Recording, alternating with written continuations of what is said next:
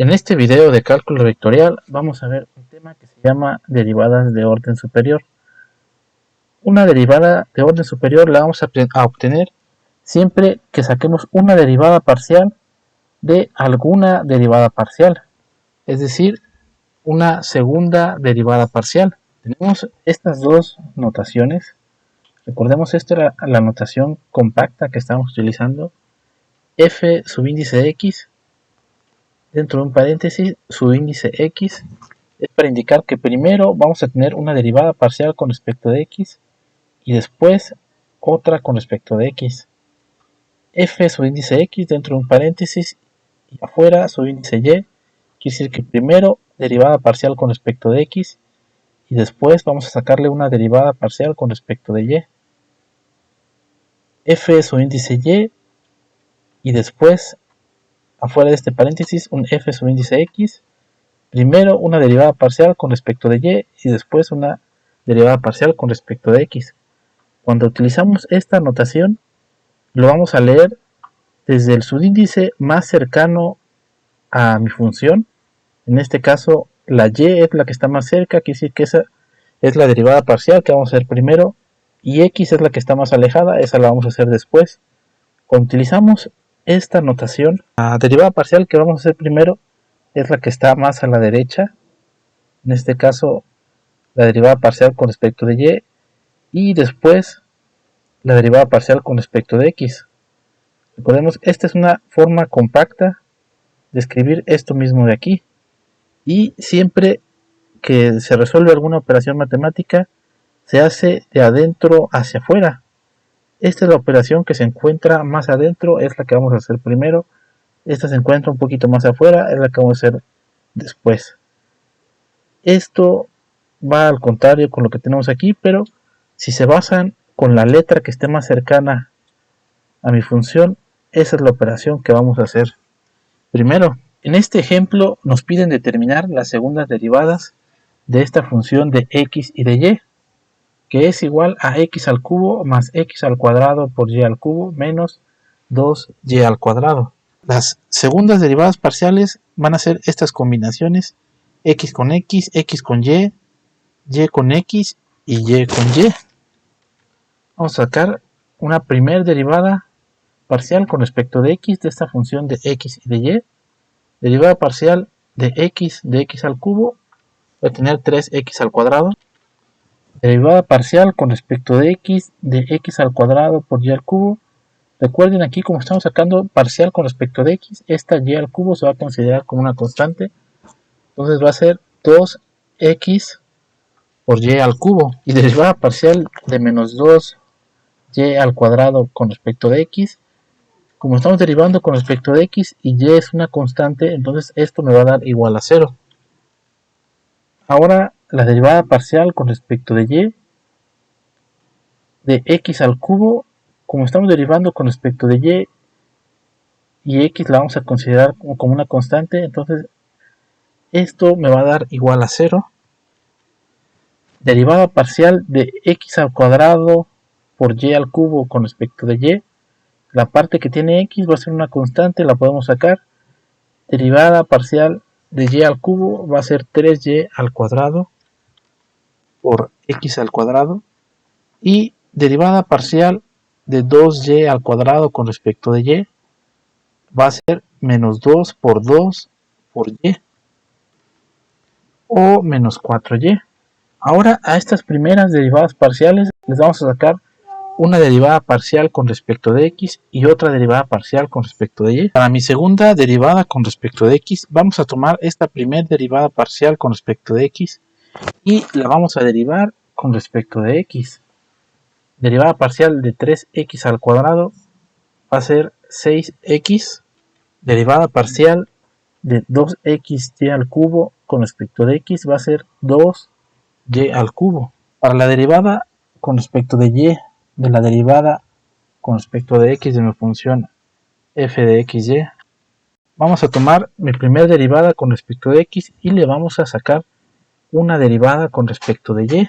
La derivada parcial de 3x al cuadrado con respecto de y, como estamos derivando con respecto de y aquí solamente aparece la x, La x la vamos a considerar como una constante y nos va a dar igual a 0. Derivada parcial de 2x por y al cubo con respecto de y. 2x es una constante, lo sacamos del operador diferencial y me quedo con y al cubo. La derivada de y al cubo es 3x al cuadrado por 2x. Y derivada parcial de 0 con respecto a y, pues también va a ser 0. Ahora para la segunda derivada parcial yx, tenemos que sacar una derivada parcial con respecto de x a la derivada parcial de mi función f con respecto de y. Esto lo vamos a derivar ahora con respecto de x. Derivada de 3x al cuadrado con respecto de x va a ser 6x. Después derivada parcial de menos 4y con respecto de x. Como aquí no aparece la variable x y todo esto lo vamos a considerar como una constante, su derivada parcial va a ser 0. Entonces mi segunda derivada f y x va a ser 6x por y al cuadrado. Ahora para la segunda derivada parcial f y tengo que sacar una derivada parcial con respecto de y de mi primer derivada con respecto de y de mi función f de xy. Aquí tengo que derivar esto con respecto de y, 3x al cuadrado, como estamos derivando con respecto a y, lo vamos a considerar constante. La derivada de y al cuadrado es 2y multiplicado por 3x al cuadrado, me va a dar 6x al cuadrado por y, menos 4y derivado con respecto de y, aquí me va a quedar nada más menos 4, y este de aquí sería la segunda derivada parcial con respecto de y de mi función f de xy. Vamos a hacer ahora otro ejemplo. Nos piden calcular la derivada parcial xyz de f de xyz, que es igual a seno de 3x más yz. Recordemos que cuando utilizamos esta notación, tenemos que sacar las derivadas parciales empezando por la letra más cercana a el nombre de mi función. Entonces vamos a hacer primero una derivada parcial con respecto de x. Al resultado le vamos a sacar una parcial con respecto de x. Al resultado una parcial con respecto de y. Y al resultado una parcial con respecto de z. Recordemos, cuando sacamos una derivada parcial, tenemos que considerar a todas las demás variables que no son x como una constante. Derivada parcial de seno de 3x más yz con respecto de x va a ser coseno de 3x más yz, y por regla de la cadena tenemos que multiplicar por la derivada parcial con respecto de x del argumento de seno de 3x más yz. Derivada de todo esto con respecto de x va a ser nada más 3. Me va a quedar 3 coseno de 3x más yz. Ahora vamos a sacar una derivada parcial con respecto de x de esta primera derivada con respecto de x. Este 3, como es una constante, lo puedo sacar del operador diferencial y voy a tener derivada parcial con respecto de x de coseno de 3x más yz. Como estamos sacando derivada parcial con respecto de x, lo que no tiene x lo vamos a considerar como una constante. Entonces esto va a ser, la derivada de coseno va a ser menos seno. Y por regla de la cadena, ya saben, tengo que multiplicar por la derivada parcial con respecto de x del argumento de este seno, que va a ser otra vez un 3.